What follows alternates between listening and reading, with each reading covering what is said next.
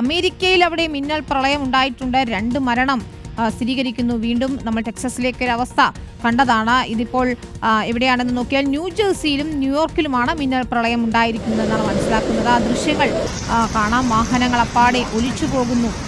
അത്തരം ദൃശ്യങ്ങളൊക്കെ വരികയാണ്.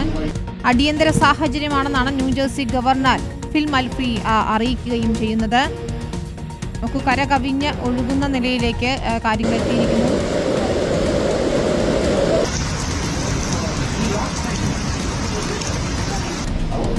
അൻസു എൽസ സന്തോഷുണ്ട്. അൻസു, അമേരിക്കയിൽ നിന്ന് വരുന്ന പ്രളയത്തിന്റെ വാർത്തകൾ ഒട്ടും തന്നെ നല്ലതല്ല. കഴിഞ്ഞ ദിവസങ്ങൾ നമ്മൾ ടെക്സാസിലൊക്കെ കണ്ടതാണ്. ഇതിപ്പോൾ ന്യൂജേഴ്സിയിലും ന്യൂയോർക്കിലും ഇത്തരത്തിൽ വലിയ രീതിയിൽ വെള്ളപ്പൊക്കം രൂപപ്പെട്ടിരിക്കുന്നു അല്ലേ?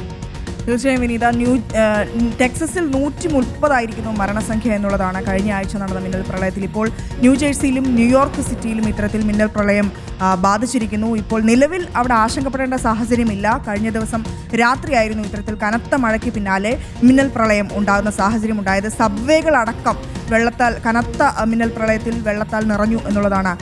അതിൽ ജീവൻ നഷ്ടമായത് 2 പേർക്കാണ്. വലിയ രീതിയിലുള്ള നാശനഷ്ടങ്ങൾ ഒന്നും തന്നെ ഇത്തരത്തിൽ റിപ്പോർട്ട് ചെയ്തിട്ടില്ല. എങ്കിൽ പോലും രക്ഷാപ്രവർത്തനം കാര്യമായ രീതിയിൽ നടക്കുകയും ചെയ്തു. അത്തരത്തിൽ നിരവധി ആളുകളെ രക്ഷപ്പെടുത്തി. കാറുകൾ ഒലിച്ചുപോയ കൂട്ടത്തിലാണ് ഇത്തരത്തിൽ 2 പേർക്ക് ജീവൻ നഷ്ടമാകുന്നത്. ഏതാനും മണിക്കൂറുകൾ കൊണ്ട് 6 ഇഞ്ചിലധികം മഴ പെയ്യുന്ന സാഹചര്യമാണ് ന്യൂയോർക്കിലും ന്യൂജേഴ്സിയിലും ഉണ്ടായത്. ന്യൂജേഴ്സിയിൽ ഫിൽ മർഫി അവിടുത്തെ ഗവർണർ പറഞ്ഞത് അടിയന്തരാവസ്ഥ ഒരു അടിയന്തര സാഹചര്യമായി പ്രഖ്യാപിച്ചിട്ടുണ്ട് എന്നുള്ളത് തന്നെയാണ്.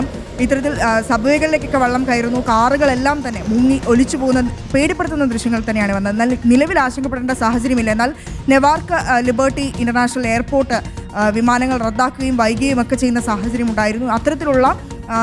അത്തരത്തിലുള്ള നടപടികൾ അവിടെ സ്വീകരിച്ച വരികയുമാണ് വിനീത. ഒപ്പം ഫ്ലോറിഡയിലും മധ്യ അമേരിക്കയിലും എല്ലാം തന്നെ ഇത്തരത്തിൽ പ്രളയ വാണിംഗുകളുണ്ട്, മുന്നറിയിപ്പുകളുണ്ട്. കനത്ത മഴ ഇപ്പോഴും പെയ്യുന്നുണ്ട് എന്നുള്ളതാണ് അവിടെ നിന്ന് ലഭിക്കുന്ന വിവരം വിനീത. അതാണ് വലിയ ആശങ്കയാണ് ഇത് ഉണ്ടാക്കുന്നത്. കാരണം പെട്ടെന്ന് അങ്ങ് വെള്ളം കയറുന്നതാണ്. അവിടെ ടെക്സസിലെ നദിയിലെ വെള്ളം പൊങ്ങുന്നതൊക്കെ അതിൻ്റെ ടൈം സ്ലാപ്പൊക്കെ നമ്മൾ കണ്ടതുമാണ്. നോക്കൂ, വെള്ളം കുത്തി ഒലിച്ച് ഒഴുകുകയാണ്. നിരവധി കാറുകൾ ഒക്കെ ഒലിച്ചു പോയത് കാണാം.